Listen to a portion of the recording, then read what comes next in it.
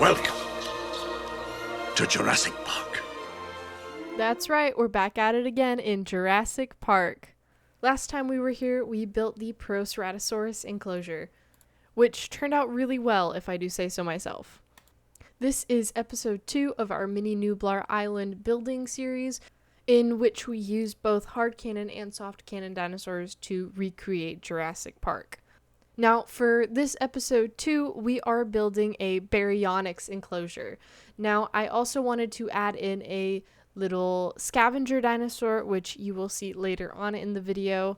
They ended up being such a pain in the butt to try and get them in the enclosure, but once they were there, it paid off because I was able to keep them in a certain section of the enclosure with their food items and by using the water. Because of how tiny they are, they do not like going in and out of the water, which I did not know could happen in Jurassic World Evolution 2. During this part of the speed build, I was testing out different sizes for this enclosure. Originally, I went really big, and it takes me a long time to realize how big this enclosure is. I end up needing to put the baryonyx in the enclosure to test how big it is and decide, no, that is too big. So I end up pausing the game and redoing everything. With that disclaimer, though, I will say that the enclosure did end up looking a lot better at a smaller size because compared to the rest of the park, it was using up a lot of space. Keen viewers might have noticed that I was doing a lot of terrain work at the beginning of this episode. One of my major rules for this project was to try to not change the look of Nublar Island, but I figured it was close enough inland that it wasn't technically the coast and I could play around with it as much as I wanted. I didn't want to have this big gaping lake just taking up the majority of the baryonyx enclosure. I wanted to make it look more like a marshland, which, seeing as they lived in a subtropical wetland biome, I think it fits perfectly well. The baryonyx was a species of theropod that lived in the Baryonyx stage of the early Cretaceous period, which scientists believe was about 130 to 125 million years ago. Now, the baryonyx was never actually seen in the Jurassic Park movie. They were mentioned throughout the Jurassic Park franchise, along with being seen in the brochures of the park's layout in the original Jurassic Park movie. We end up seeing a lot more of baryonyx in the Jurassic World franchise as they are part of the second Jurassic World movie and they play a major role in Jurassic World Camp Cretaceous. And aside from the original trilogy, I think Camp Cretaceous and Chaos Theory are both series that I really enjoy in the newer installments of the Jurassic franchise.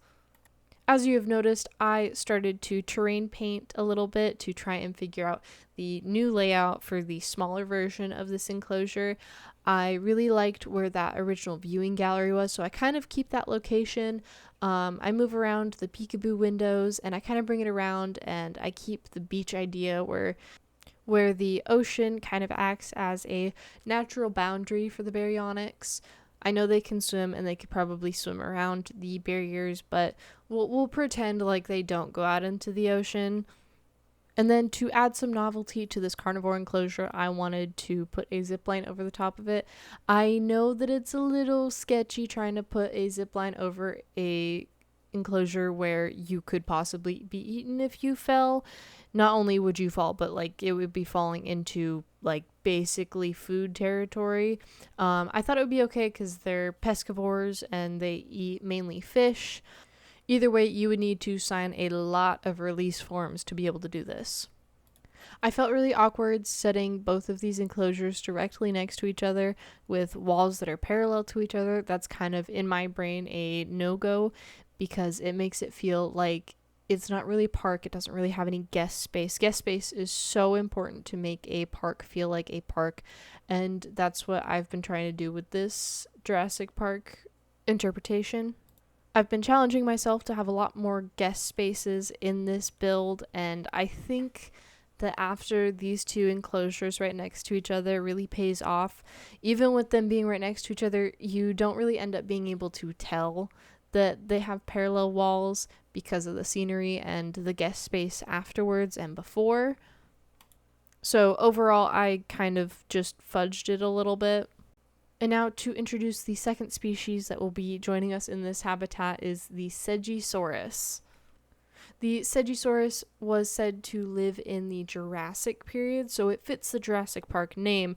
It is a primitive theropod that was roughly living about 200 million years ago to 195 million years ago. That's almost 50 million years before the baryonyx.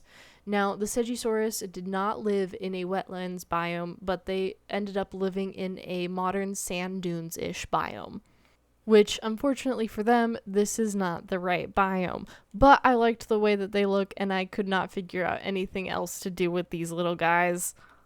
Not only were these dinosaurs found in different biomes, they were also found in different continents. The baryonyx has been found in current-day Europe, while Segisaurus has been found in current-day North America. These first two enclosures, I didn't put much thought into the dinosaurs that really went into them. I just knew that I wanted the baryonyx in a wetland-style enclosure, and I thought the Segisaurus would look good with it.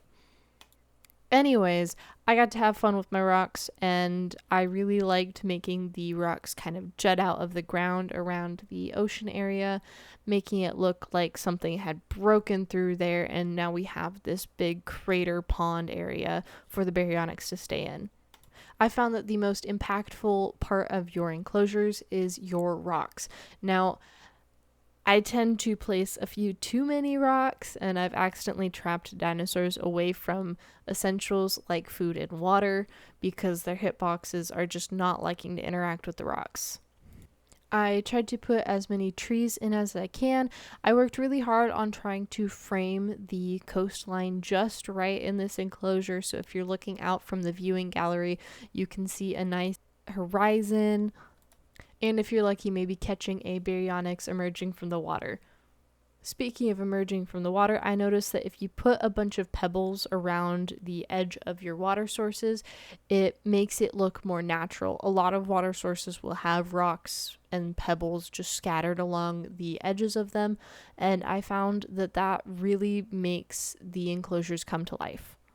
This is one of many times I regret putting the dinosaurs in the enclosure before it is fully decorated because I could not place a tree.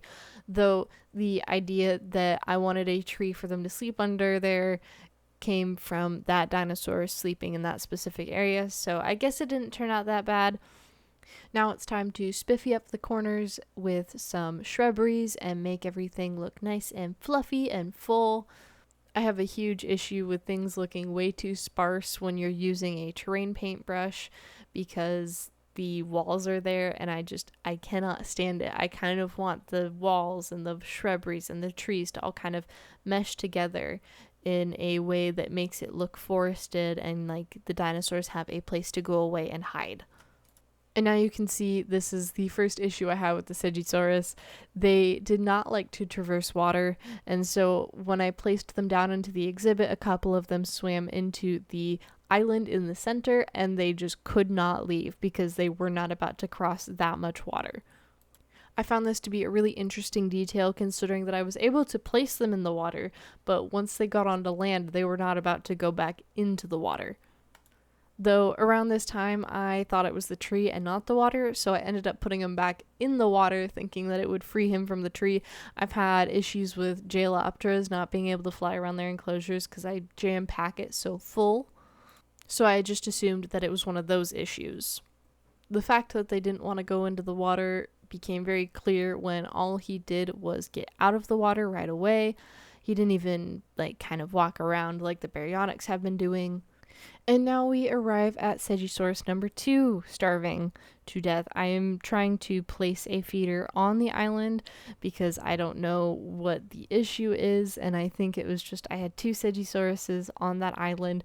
I got one of them off and I left the other one on, so I ended up having to do the same thing with the Segisaurus and move him over to land.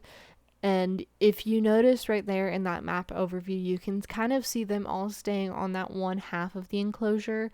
I've never really seen them go to the other side of the enclosure, which I think is a really cool detail in the AI of these dinosaurs, that they'll stay kind of around where their food is. I mentioned this in episode 1 when I was placing the food in the backstage area of the proceratosaurus, where they would kind of linger in that area more with the food there. I like that Frontier gave us options to be able to kind of control the dinosaurs' AI in that respective. I don't know how well it works in challenge mode or campaign mode. I just know that it works here in the sandbox mode. Speaking of backstage areas, you might have noticed that I did not put one on the baryonyx enclosure. I figured that the enclosure was big enough and natural enough that the dinosaurs didn't really need a backstage area. They kind of have a place that looks like they can kind of go and hide. But backstage areas are also used for keepers to be able to keep tabs on the animals that are in the enclosures. But I figured with the baryonyx being the size that it is and being a predator, that it probably would be in our best interest to not have people in the same enclosure as this. I break this rule for a couple of the dinosaurs in our later episodes, but for right now, that's the thought process, that's the hope.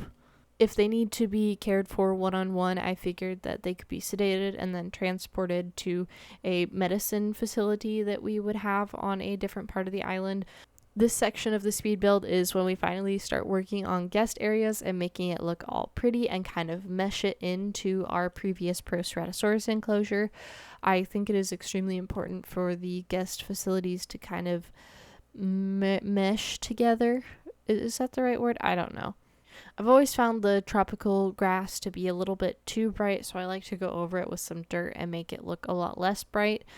In a way, it kind of makes the park look like they have a dedicated groundskeeper to put fresh mulch over everything and keep all the plants looking lively. This guest area is the last area in the speed build. I really hope that you guys enjoyed this video. If you did enjoy this video, please consider subscribing and hitting the bell icon for notifications for when our next episodes come out. And while you're there, please consider leaving a like and or a comment for name suggestions, because we will be looking for those. With all that being said, I present to you the glamour shots.